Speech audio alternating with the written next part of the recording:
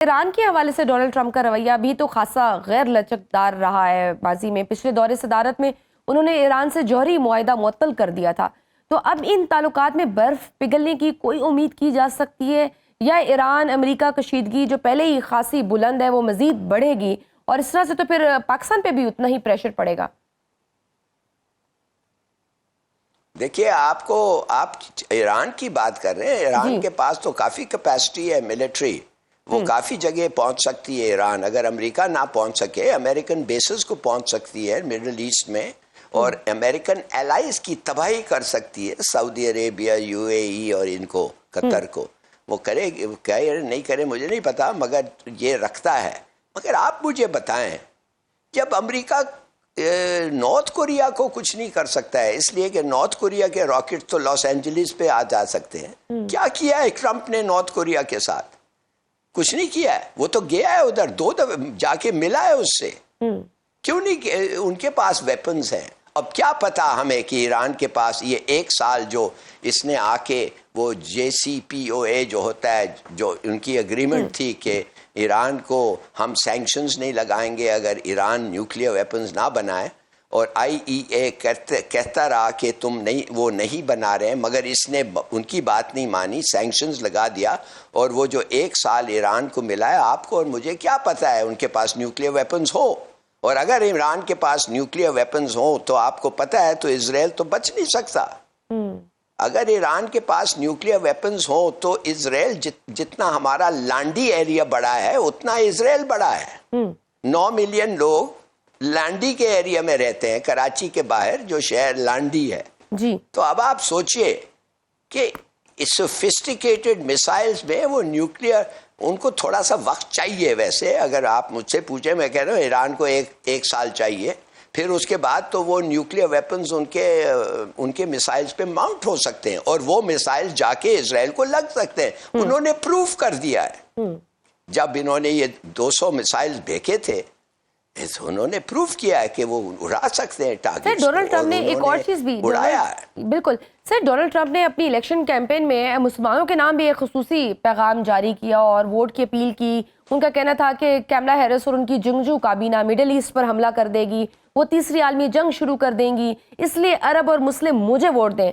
तो ट्रंप की जीत में ये मुस्लिम वोट ने कितना अहम किरदार अदा किया है? अगर हम जबकि उनके एक्शंस देखें माजी में ट्रंप के, तो वो अभी आपने भी कुछ चीजों की एग्जांपल्स दी हैं, वो हमारे सामने है।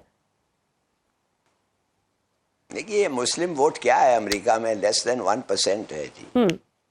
ये तो खामखा वो अच्छा लगता है कहने कि मुस्लिम वोट ने उसको किया और ट्रंप खुश होगा। क्या लेस देन 1% है? वो पाकिस्तानी डॉक्टर्स ने मिलके उसको कुछ सुना है, पैसे वैसे दिए हैं ट्रंप्स की कैंपेन के। मगर और ये क्यों नहीं कहे भाई, अगर उसको तो हर वोट चाहिए था। It was going to be a very close election. तो उसने कह दिया जो कह रहा था। उसने ये भी वो कह दिया हमारे बारे में, हमें भी, पाकिस्तानियों को भी मिक्स किया और कहा कि आई वांट, पाकिस्तानी को भी मैं शुक्रिया अदा करता हूँ। मगर असल बात यह है कि जब आप प्रेसिडेंट बनते हैं और पावर में आते हैं तो आप देखते हैं आपके नेशनल इंटरेस्ट में क्या है और आपका लार्जर इंटरेस्ट में क्या है। क्या आप समझते हैं 1 मिनट के लिए कि यहूदियों को भूल के मुसलमानों की तरफ आएगा? ये आप समझते हैं 1 मिनट के लिए कि हमें खुश करेगा? अगर इसराइल को खुश नहीं, अगर माने मोर देन इसराइल, सवाल ही नहीं पैदा होता। बिल्कुल, मुसलमानों ने कुछ जो खुशफहमियां पाली हुई थी, उसी तरह सर पाकिस्तानियों ने भी कुछ खुशफहमियां पाली हुई हैं। हमारे यहाँ कुछ सियासी हलकों ने डोनाल्ड ट्रंप से कुछ ज्यादा ही उम्मीदें वाबस्ता कर रखी हैं। क्या उन उम्मीदों को पूरा होने का कोई इम्कान मौजूद है और उसके पाकिस्तानी सियासत पर क्या असरात मुरतब होते हुए देख रहे हैं आप?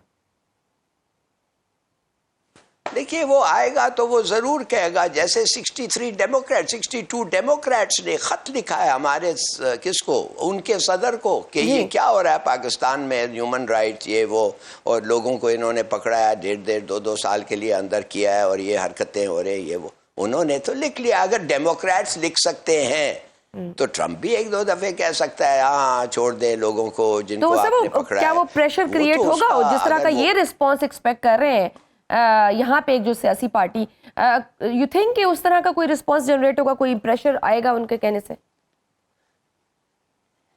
देखिए, मेरा अपना ख्याल है कि पाकिस्तान की कोई ख़ास अहमियत नहीं है। अब हिंदुस्तान उनका दोस्त बन गया है।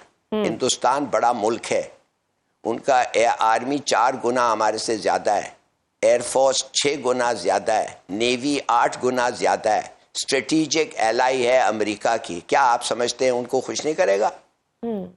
तो अमेरिका, आप क्या चाहते क्या है? क्या कश्मीर को लाके प्लेट में दे देगा आपको? आप चाहते हैं कि हर कैदी जो इधर अंदर है उसको छोड़ देगा? हमने तो कह दिया है, ये तो सब जो है हमारे कानून के खिलाफ वर्जी इन्होंने किया है। तो देखिए, वो कहेगा तो जरूर 1-2 इलेक्शन प्रॉमिसेस कर देगा, मगर अगर आप समझते हैं कि वो हमें सैंक्शन लगा देगा, प्रायोरिटी लिस्ट में पाकिस्तान कहीं पे भी नहीं है। ठीक है, वैसे भी सर हम हमेशा क्यों ये एक्सपेक्ट करते हैं कि कोई बाहर से आएगा और हमारे अंदरूनी मामला ठीक कर देगा? Why we always depend on others? जैसे कि अमेरिका आएगा तो ये चीज ठीक हो जाएगी, हमारे ये मामला ठीक हो जाएंगे। ये क्या रवैया है? क्या हम में इतनी कैपेसिटी नहीं है कि हम अपने हालात बदल सकें? देखिए, आपने अमेरिका के लिए इतना किया है, आपने अमेरिका के लिए अपना ज़मीन दिया है, उन्होंने आपके ज़मीन से दूसरे मुल्कों के ऊपर अटैक किया है, सर्वेलेंस किया है, आपने उनको बेसिस दिए हैं, आपने हर किस्म की असिस्टेंस उनको दी है, और उसके बरक्स आपने उनसे गंदम लिया, ये किया वो किया।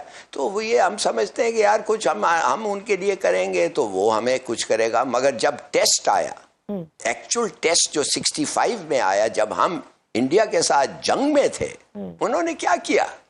उन्होंने सैंक्शंस लगा दिए पाकिस्तान पे। उन्होंने पाकिस्तान को कहा अब तुम्हें हम हथियार नहीं देते हैं, और साथ साथ कह दिया इंडिया को भी नहीं देंगे। अरे भाई, तुम इंडिया को देने की ना देने की क्या बातें कर रहे? इंडिया तो रूस से ले रहा था, खुले हाथ से, 2-2 हाथ और पैर से इकट्ठा कर रहा था हथियार हमारे खिलाफ। मगर तुम्हें पता था कि हमें रूस से कुछ नहीं मिलता है और कोई से कुछ नहीं मिलता है। तुमने सीटो सेंटो हमारे साथ एग्रीमेंट तय की थी, मगर बीच जंग में तुमने आके सैंक्शन लगा दिया। आप मुझे एक चीज बताएं, ये जो न्यूक्लियर वेपन्स हैं, आपने एक क्रिटिसिज्म सुना है इंडिया के खिलाफ कि इनके न्यूक्लियर वेपन्स और एनरिच यूरेनियम आज ब्लैक मार्केट में इंडिया में बिक रहा है? हमारे खिलाफ तो सैंक्शन लगा दिया उन्होंने। आपकी जुर्रत कैसी हुई बनाना बम? यार ये नहीं हो सकता। देखिए, वो जो है अपने उनके इंटरेस्ट में, कितने दफे अमेरिकन प्रेसिडेंट इंडिया गया है? इधर पाकिस्तान कब आया था? आपको याद है कौन आया था इधर? एक दफे वो 1 दिन के लिए, आधा दिन के लिए छुप के आ गया, क्लिंटन हेलो हेलो करके भाग गया। तो वी आर फार बिहाइंड, और हमें अपनी फॉरेन पॉलिसीज को भी मेंटेन करने की जरूरत है, उस पर भी काम करने की जरूरत है। सब कुछ उधर से एक्सपेक्ट करें। आपकी पॉलिसीज बीबी आपकी पॉलिसीज खुदा के लिए चाइना के साथ आपका रिलेशनशिप ठीक करें, बेहतर करें, मेंड करें, ट्रांसफॉर्म करें। आपका रिलेशनशिप रूस के साथ बनाए, उठाएं, वो तैयार हैं। आपका रिलेशन ईरान के साथ, आपके पास 1 किलोमीटर नहीं है तेल का पाइपलाइन को बेहतर करें। बिल्कुल